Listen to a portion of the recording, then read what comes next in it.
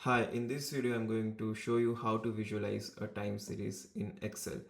To visualize a time series in Excel, first of all your data should be arranged in this format in which the first column should show the time index and the second column should show the corresponding value in that time index.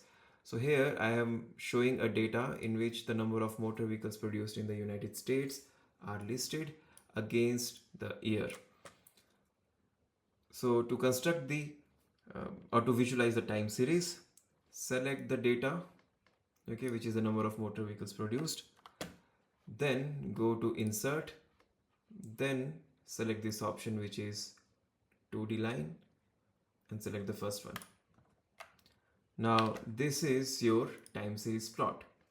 Now in order to change the axis label here, select this option which is select data.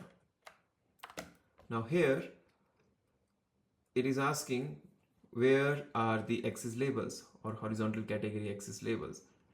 Click here in this particular pop-up box and then select the labels of the x-axis from 2003 till 2016.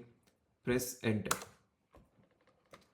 and then click OK. So now here you will see the year is listed, and if you want to make any other changes in your graph, then select the graph, select the option add chart element, and then you can actually name the axis. Okay, so suppose if you can write here number of vehicles, and here you can write the year.